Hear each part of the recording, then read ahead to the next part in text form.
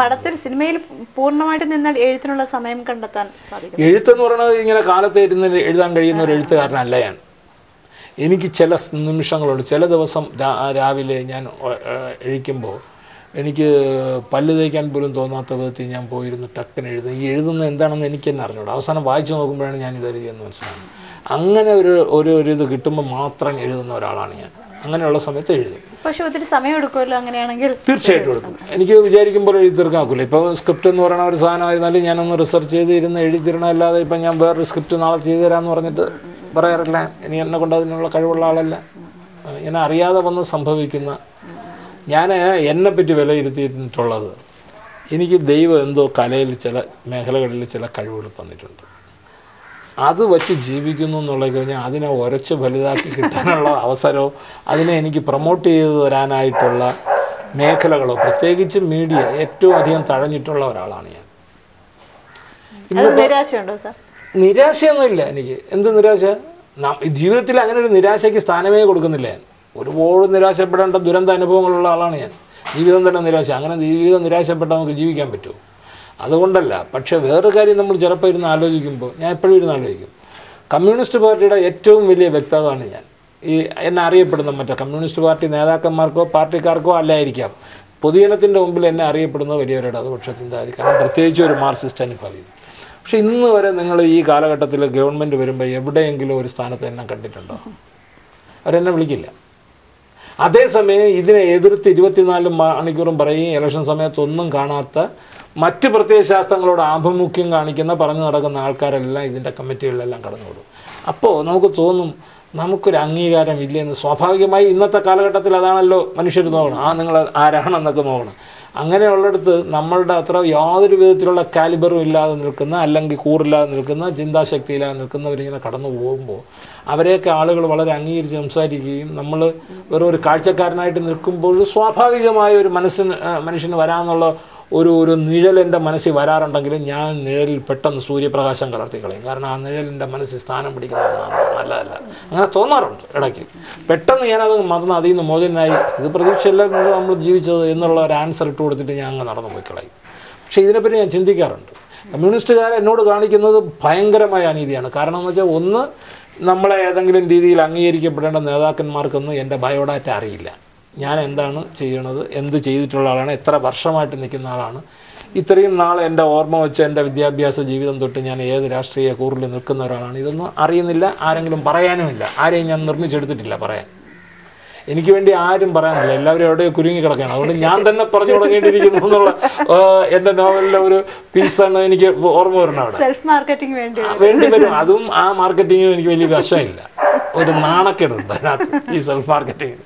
അപ്പോൾ അതുകൊണ്ട് അങ്ങനെ ഇരിക്കുന്നു എന്നുള്ളത് കവിഞ്ഞ് അവരോട് എന്നോട് കാണിക്കുന്നത്, അവരെക്കാളും എൻ്റെ അടുത്ത് ദയ കാണിക്കുന്നത് കോൺഗ്രസ്സുകാരാണ്.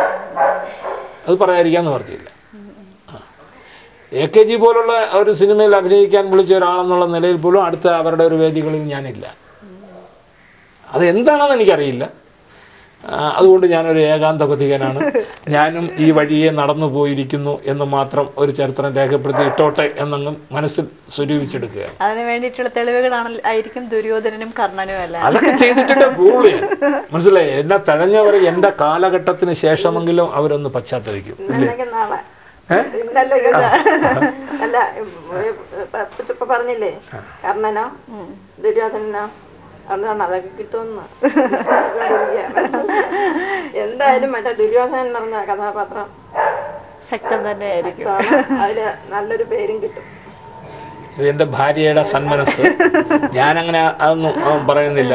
അതാണ് ലോകത്തിലെ ഏറ്റവും വലുത്. പക്ഷേ എനിക്ക് മനസ്സിൽ പറയുന്നത്, ധൈര്യപൂർവ്വം മലയാള സാഹിത്യത്തിൽ മേശപ്പുറത്ത് കിടക്കുന്ന ബുക്കുകളുടെ കൂട്ടത്തിൽ ഇതിടാം. അത് അഭിമാനപൂർവ്വം തന്നെ ഞാൻ ഇടും. ആ ഒരു വൈരാഗ്യം എൻ്റെ മനസ്സിലുണ്ട്. കാരണം ഞാൻ കടന്നു പോകുമ്പോൾ ഒരു ബുക്കെങ്കിലും, എൻ്റെ തിരക്കഥകളൊക്കെ പബ്ലിഷ് ചെയ്യുന്നുണ്ട്, എന്നാൽ ഇത് അങ്ങനെയല്ലല്ലോ. പൂർണ്ണമായ ഒരു ഒറിജിനൽ സൃഷ്ടി, ക്രിയേറ്റീവ് എന്നുള്ള നിലയിൽ അതൊരു നല്ല ബുക്കായിരിക്കും. നമ്മുടെ ഈ പ്രോഗ്രാമിൻ്റെ പേര് സഫലമയ യാത്ര എന്നാണ്. അപ്പോൾ സാറിൻ്റെ ഇതുവരെയുള്ള ലൈഫിൽ, സാറിൻ്റെ ജീവിതം ഒരു സഫലമയ യാത്ര എന്ന ആ ഒരു ടൈറ്റിലിന് ആപ്റ്റാണ്? ഈ സഫലം ഈ യാത്ര എന്ന് പറയുന്നത് നമ്മൾ ചിന്തിച്ചു നോക്കേണ്ടത് ഇത് എത്ര പെർസെൻറ്റേജ് ആണ് എന്നുള്ളതാണ് നിങ്ങൾ മനസ്സിലാക്കേണ്ടത്. ഇത് എഴുതിയ സഫലമീ യാത്ര എന്ന് പറഞ്ഞ തലക്കെട്ടോടുകൂടി ഒരു കവിത എഴുതിയ കക്കാടാണ്, എൻ്റെ ഓർമ്മ ശരിയാണ്. അദ്ദേഹം പോലും പൂർണ്ണമായ സഫലമീ യാത്ര എന്നുള്ള ഉദ്ദേശത്തിലായിരിക്കില്ല എഴുതിയിരിക്കുന്നത്. അദ്ദേഹത്തിന് ഭൂരിപക്ഷം സഫലം ആയി കാണും എന്ന് പറഞ്ഞതുപോലെ 80, 85, 90% എൻ്റെതും സഫലമാണ്. പക്ഷെ പൂർണ്ണ സഫലതയാണോ എന്ന് പറഞ്ഞാൽ അല്ല, അത് ആർക്കും ഉണ്ടാവില്ല. അതുപോലെ തന്നെ നിങ്ങൾ ഈ ഹെഡിങ് ഇട്ടത് വളരെ നല്ലതാണ്. കാരണം എന്ന് വെച്ച് കഴിഞ്ഞാൽ നിങ്ങളുടെ ഇൻ്റർവ്യൂവും പൂർണ്ണമല്ല. ഇപ്പം എൻ്റെ മനസ്സിൽ പറയേണ്ടിയിരിക്കുന്ന എൻ്റെ മനസ്സിൻ്റെ കോണിൽ കിടക്കുന്ന അപാരമായ സ്ഫുലിംഗങ്ങളെ പൂർണ്ണമായി നിങ്ങൾ ഉണർത്തിയെന്ന് നോക്കിയാൽ ഉണർത്തിയിട്ടില്ലെങ്കിൽ അത് പൂർണ്ണതയിൽ എത്തുന്നില്ലല്ലോ.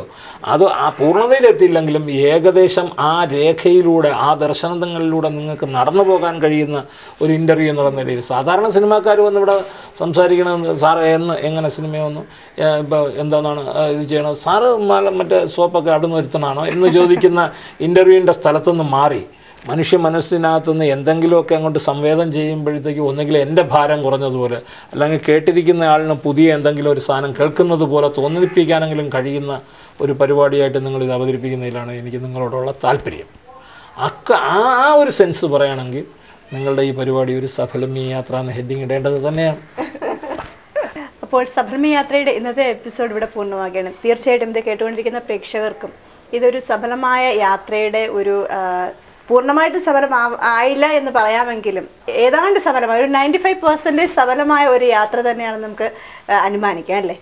തീർച്ചയായിട്ടും എനിക്ക് ഇങ്ങനെ ഒരു സഫലമീ യാത്ര എന്ന് പറയുന്ന ഹെഡിങ്ങിൻ്റെ പുറകിൽ നിന്ന് സഫലമാക്കാൻ കഴിഞ്ഞ ജീവിതത്തിൻ്റെ ദർശനങ്ങളിലേക്കൊന്ന് തിരിഞ്ഞു നോക്കാനും ആ വഴി കുറച്ചു ദൂരം ആത്മാർത്ഥതയോടുകൂടി ഭൂമിയിൽ അമർത്തിച്ചവിട്ടി നടക്കുവാനും അനുവാദം തന്ന ഈ പരിപാടിയുടെ സംഘാടകർ, നിർമ്മാതാക്കൾ, ഇതിനെ സഹകരിച്ച എല്ലാവരും, പ്രത്യേകിച്ചും എൻ്റെ അയൽവാസിയായിരുന്ന ശ്രീജ കൂടെ ഇവിടെ വരാറുണ്ട് എന്നെ പരിപാടികൾ സംഘടിപ്പിക്കാനായിട്ട് വരുന്ന ശ്രീജയും ഏതാണ്ട് ഈ സാധാരണ പൈങ്കിളിത്തം വിട്ട് ചിന്തിക്കുകയും പ്രവർത്തിക്കുകയും ചെയ്യുന്ന ഒരു കുട്ടി എന്നുള്ളതിൽ ആ കുട്ടിയോടിരുന്ന് സംസാരിക്കാൻ കഴിഞ്ഞതിലും ഒപ്പം അത് കേട്ടുകൊണ്ടിരിക്കാൻ നിരന്തരമായി കേട്ട ആവർത്തനങ്ങളുടെ ഭാഗമായി കിടക്കുന്ന എൻ്റെ ഭാര്യയ്ക്ക് ക്ഷമയോടുകൂടി ഇവിടെ ഇരിക്കാൻ കഴിഞ്ഞതിലും നിങ്ങൾക്ക് ആ ക്ഷമ ഉണ്ടെങ്കിൽ ഞാൻ വിജയിച്ചു എന്ന് കരുതി നിങ്ങൾക്ക് നമസ്കാരം.